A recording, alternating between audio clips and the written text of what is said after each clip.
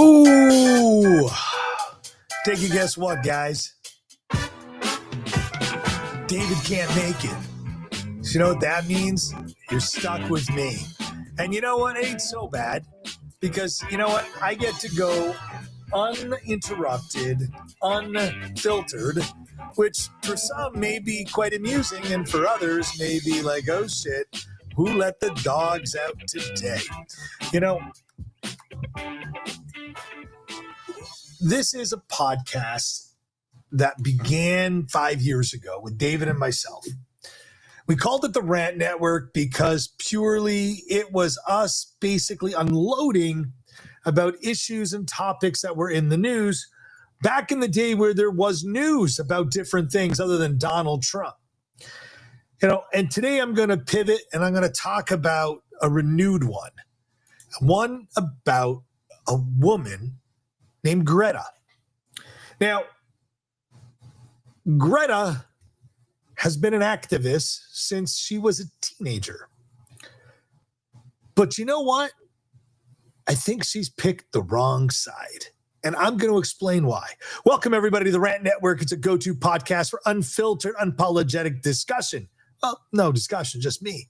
Hosted by myself, Stuart Brisgell, and absent today, David Solomon, as we tackle a diverse range of topics with candid conversation and bold opinion. Whether we're breaking down the latest headlines, exploring pop culture, debating politics, or delving into complexities of modern life, is a platform for every perspective. So grab a seat, settle in, and join us on this thought-provoking, obviously no-limit conversation. You know, so let's first understand Greta Tintin Eleonora Ehrman Thunberg. You know her as Greta Thunberg, the crazy-ass lady from Sweden who's decided to take a flotilla to a war zone compared to World War II. Well, Greta was born in Stockholm. Her mother was an opera singer. Her father was a savant, an actor. Greta's got Asperger's and she's OCD, and she has selective mutisms that describe her with superpowers to fight injustice in the world. This chick in 2018, age of 15, began protesting out of the Swedish parliament, demanding stronger action for climate change. You know, the global impact she had in 2019 gave her "How dare you" speech. And then she went on to Davos and then European Parliament. And, you know, she got recognized as a Person of the Year. She was nominated for the Nobel Peace Prize like a bunch of times. She's included in the 100 most powerful women. That is Greta Thunberg if you're to go and look on ChatGPT. What you don't know is that Greta Thunberg is an anti-Semite. She's a crazy-ass Swedish bitch who decided to create a flotilla inviting people that are actually, you know, from Palestine and put them on a boat, say they're going to bring aid. Well, first of all, they claim there's 2 million people that need aid, yet they have a 40-foot sailboat. Okay, so let's be honest with each other. The only aid that they're providing is their alter egos and to garner press on something that could be resolved in a minute. If someone like Greta would get on board and say, free the hostages, you'd actually have peace in that corridor.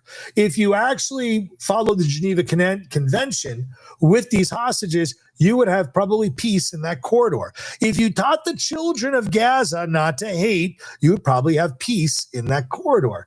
If the Hamas party that took the billions of dollars from the West, from the East, from the South, and from the North, you chances are wouldn't have any famine, you wouldn't have any war tunnels, and you'd have beautiful oasis in the Mediterranean. But you have Greta trying to bring a flotilla in the most dangerous corridor in that part of the planet. You don't hear Greta talking about Somalia. You don't have Greta talking about places in Africa. You don't have Greta talking about, oh, let's talk about Russia and the death and destruction in the Ukraine, the Donbass, Kiev. You don't talk about the indiscriminate bombing and war mongering done in Asia, in China, by the massacring of the wonderful people that live there that don't follow Xi Jinping, or the assassinations conducted by the Russian government within Russia, outside of Russia. No, you choose a 40-foot sailboat to say you're bringing aid to 2 million people. I'm sorry, Greta, you're a moron. You're not the most powerful woman or one of the 100 top powerful women. You are one of the dumbest women in history. The moment that you decided to take a cause and be on the minority end of that cause is where you really screwed up. You know, we're not going to talk about your climate demands. I don't see you rallying in front of the Chinese consulate. I don't see you rallying in front of the Indian consulate. I don't hear about you clamoring about how your country provides to all those other countries. In fact, isn't Sweden one of the most racist countries in the whole area? You don't allow people to do things the way they're supposed to do them. I mean, I'm just sort of torn about you, Greta. And Greta, I also have to ask you this.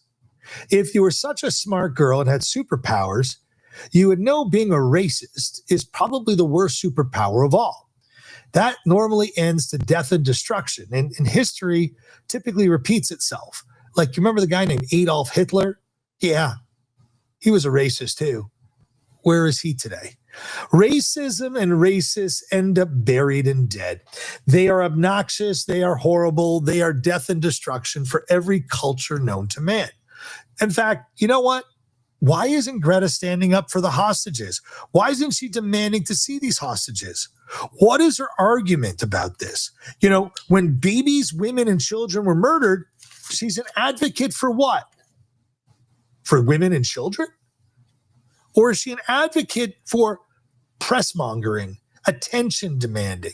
Maybe that's the part of Asperger's she has, the psychopathic type of Asperger's, which typically makes people want to do stupid things, like jump on a boat and go into a war zone where you're warned, please don't go. We beg you. You want to give aid? Great. There's $1. There's a donation. It will get to where it needs to get to with people that get things there. If you donate the money to Hamas, they're not giving the food to women and children. They're taking the money and they're buying weapons and they're murdering women and children indiscriminately. Not people that bear arms, not people that wear uniforms. I forgot. That is what Greta should be fighting for. Greta should be fighting for a war. She should be fighting for a war that is fought amongst soldiers. It shouldn't be fought amongst people going to a concert that were once her age, who wanted to only have a good time at a peace concert. Or how about encouraging peace around the world, disarmament, not going into a war zone, trying to put yourself in the middle of a war where you don't belong, where your views are not in the right order. If you are such an advocate for mankind, an advocate for people, you should be standing for free the hostages. You should have said, let me go there and see the hostages personally. Why don't you witness the savagery of the people you're trying to protect?